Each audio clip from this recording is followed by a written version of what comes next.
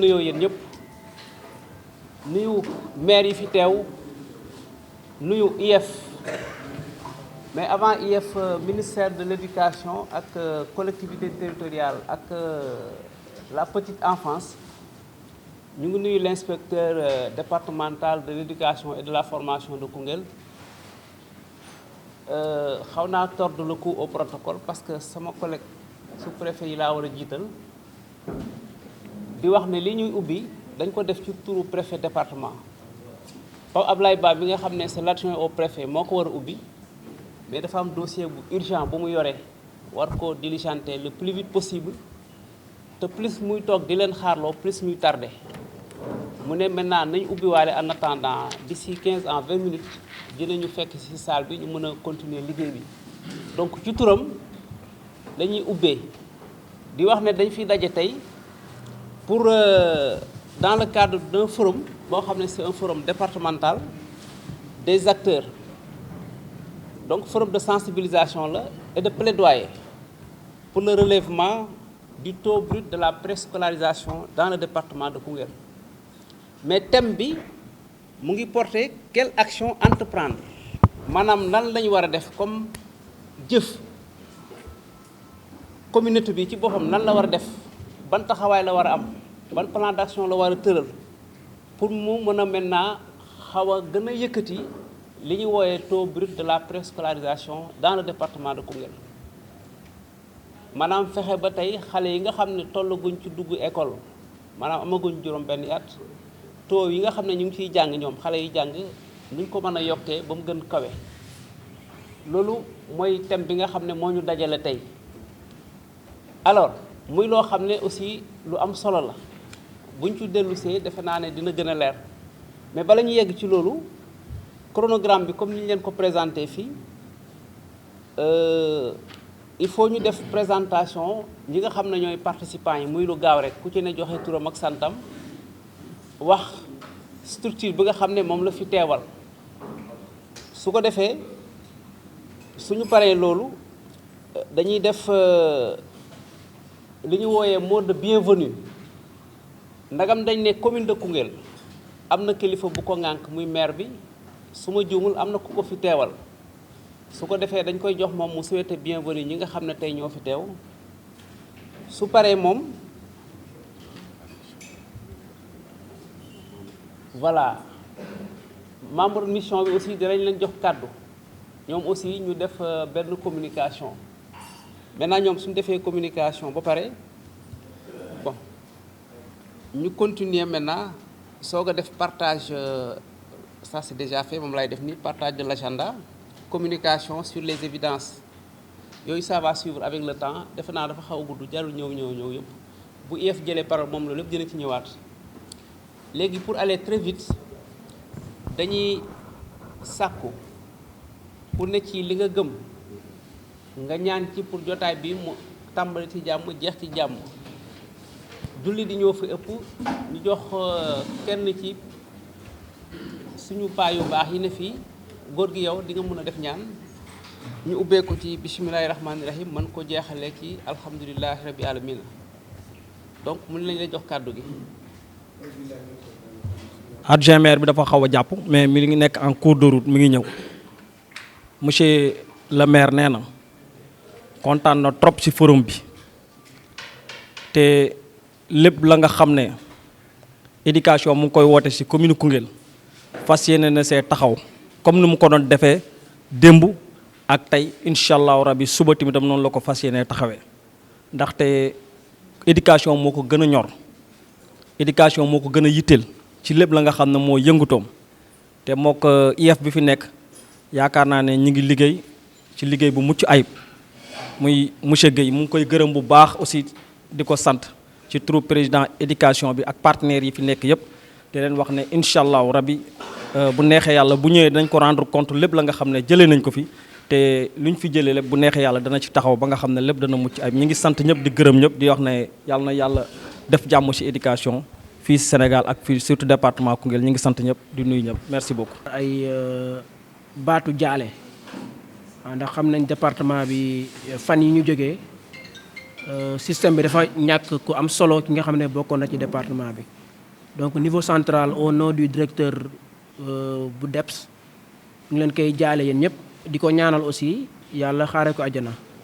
te fépp fi nga xam ne féete woon na leen fa aussi yàlla féete leen fa ci zaahir ak ci baatin waaw di wax rek ne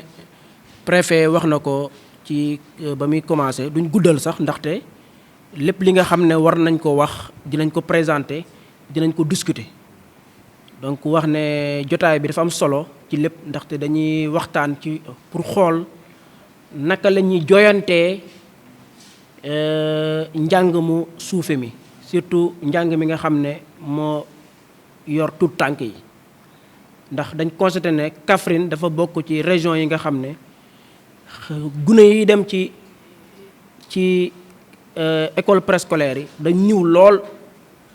suñ ko comparé ak yeneen région yi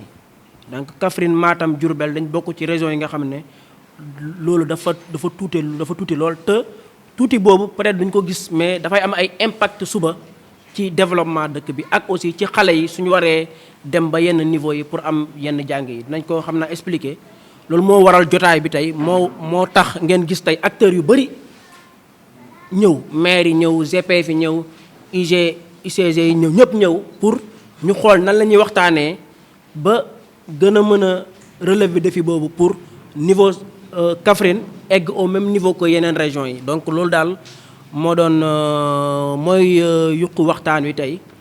xam naa ci présentation ni ci ñëwaat ak ci waxtaan wi jarul ñuy guddal parce que dañ naajee déjà commencé donc di leen gërëm di leen sant monsieur le préfet jërëjëf. suñuy doom avancé suñu gox avancé yaakaar naa ne ku wax avancement rek ci njàng nga koy dalee kon jàpp naa ne liñ fi mën a wax yëpp mooy sant ñëpp ak gërëm ñëpp wax dëgg yàlla yonent bi itam il faut ñu sant la gërëm la parce que tam ci teey ak ci dal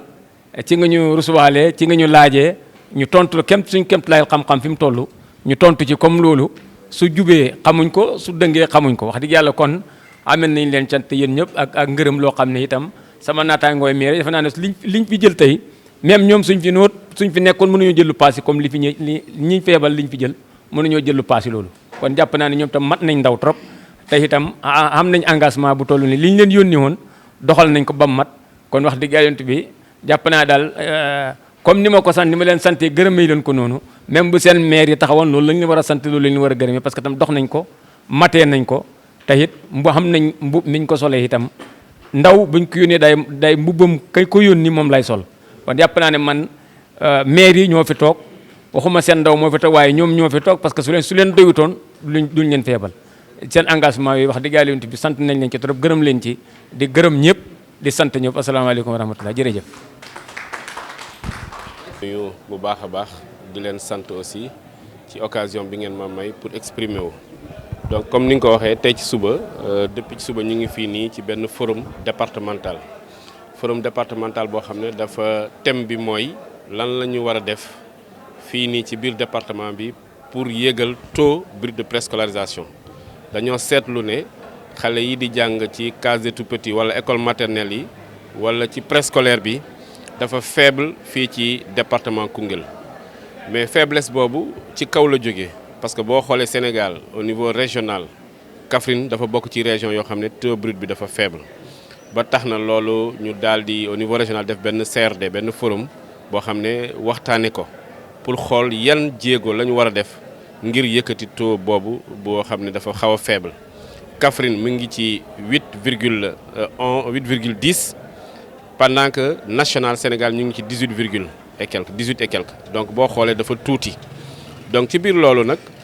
ñu def CRD forum au niveau régional daal di joxe ay instructions mooy département bu nekk tamit na def benn forum waxtaane ak acteurs yi ñoo xam ne ñi ngànk mbir mi loolu moo waral ñu woote tey ndaje bi nga xam ne vraiment gis ngeen nit ñi niñ ci wuyoo mais aussi surtout engagement yu ñu jëli pour corriger loolu nga xam ne am na ci biir taux yi région Kaffrine dafa bokk ci région yu gën a retardé région yooyu bokk na ci Diourbel mais ak Kaffrine mais ci biir retard régional région Kaffrine bi Koungheul moo nekk département bu gën a faible encore ci biir région bi donc dafa wane ne ñun su dee région Kaffrine bi wàcc na ñun Koungheul bokk nañ ci ñoo xam ne dañoo wàccee taux boobu boo jëlee case des tout-petits ci département bi yëpp 5 cases de tout-petits kese la ñu am yeneen structures ay classes préscolaires la ñu am amaat fi aussi 2 garderies au niveau départemental donc dafa tuuti lool ba tax na nag tey yaakaar naa forum bi biñ ci jógee engagement yi ñu ciy gis si buñ ko doxalee noonu ren jii jëm yeneen at yi di ñëw yaakaar naa bu yàggee dinañ gën a mën a changer perspective boobu di wax ne aussi forum bi ça a été l'occasion pour ñu wone lan mooy njëriñu duggal xale tout tànk ci wàllu préscolaire parce que xale bi ñu ne diggante bu muy am ñetti at wala juróom benn weer sax ba bi muy am ñetti at wala juróom benn at lépp loo xam ne prédisposition yoo xam ne dañ ko war a éclore foofu lañ koy def donc buñ ko deful période boobu day am retard ba tax na dégg ngeen njàng yi ngi am ci wàllu àdduna bi wane nañu xale boo xam ne jaar na préscolaire ak koo xam ne jaarul préscolaire bokkuñu donc loolu nag boo ko xoolee rek da ngay xam ne c'est important donc loolu moo tax nag il faudra que ñu sóoraale loolu donc forum bi am na njëriñ bu baax a baax te lu ci gën a am solo mooy engagement yoo xam ne gars yi jël nañ ko fii te dañuy ñaan yàlla wax dëgg yàlla engagement yooyu gars yi jël ñu mën ko fësal. Et pour vous dire qu'aujourd'hui, nous étions ici dans la salle pour les besoins du forum départemental de sensibilisation et de plaidoyer en faveur du développement, en tout cas de la petite enfance, développement intégré de la petite enfance. Cela est parti d'un constat. Un constat qui a montré que au niveau national, le Sénégal est autour de 18% pour le taux de préscolarisation, taux brut de préscolarisation. Pendant que le Sénégal est autour de 18%, la région de Kaffrine est à 8,10%. Ça veut dire que la région de Kaffrine fait partie des régions qui ont le taux brut de préscolarisation le plus faible. Et dans la région de Kaffrine, il a été aussi observé et noté que le département de Koungheul fait partie des départements qui ont le taux de préscolarisation le plus faible. Donc partant de là, après le forum régional, il a été donné instruction d'organiser des forums au niveau départemental. Et c'est ça qui a fait qu'aujourd'hui, nous avons tenu notre forum en présence du niveau national avec la direction de l'éducation préscolaire, de l'Agence nationale de la case des tout-petits, mais aussi des collectivités, du ministère des collectivités territoriales. Parce qu'aujourd'hui, avec l'approche communautaire, la présence des maires était d'une importance capitale. C'est pourquoi nous avons insisté auprès des autorités administratives pour la présence des maires. Heureusement, il y a eu une bonne représentation ici, mais particulièrement, il y a eu des engagements qui ont été pris. Des engagements pris par moment par les maires présents, mais aussi par moment avec une nette consultation des maires qui ont en tout cas envoyé leurs adjoints. Ils ont échangé pour pouvoir prendre des engagements. Maintenant, ce que nous disons, c'est l'appel que nous voulons lancer, c'est que ces engagements qui ont été pris, respectés pour pouvoir corriger, qu'ils soient respectés pour pouvoir corriger aujourd'hui, en tout cas, le taux brut de préscolarisation qui est très faible au niveau du département de Koungheul. En tout cas, le diagnostic a été fait, des pistes de solutions ont été tracées, des engagements ont été pris. Maintenant, le reste, c'est une question de suivi et de mise en œuvre de ces engagements. Je crois que si chaque acteur met en œuvre les engagements pris, quand on sera là pour le bilan, on trouvera qu'on aura fait des progrès. Donc vraiment, voilà en résumé ce qu'il fallait dire. Et terminer par remercier vraiment l'équipe qui nous vient du niveau central, avec mon ami et frère Koli et les autres membres de la délégation qui sont venus depuis avant-hier. Ils étaient là. Hier, nous avons eu une séance de travail qui nous a permis de stabiliser sur l'ensemble des éléments qui devaient être partagés, mais aussi sur la démarche à adopter pour pouvoir tirer le maximum en tout cas du forum qui devait être fait. Et aujourd'hui, je crois que tout le monde ressort de la salle très satisfait par rapport à cela. Le reste maintenant, c'est une question de suivi qu'il faudra faire pour pouvoir vraiment rehausser le taux brut de préscolarisation. Et je l'ai dit en résumé, il y a des engagements forts qui ont marqué l'attention. C'est la construction d'une école maternelle. Ça, c'est important. L'adduction en eau de l'existant et des autres qui sont nés. L'engagement des groupements féminins. Parce qu'on sait que les femmes, le rôle qu'elles jouent au niveau de la société, mais aussi l'engagement des enseignants, des directeurs d'école qui ont pris l'engagement d'accompagner leurs collègues, en tout cas les enseignants communautaires qui seront recrutés pour un renforcement de capacité. Aujourd'hui, on sait qu'il y a beaucoup de jeunes qui sont prêts à donner de leur temps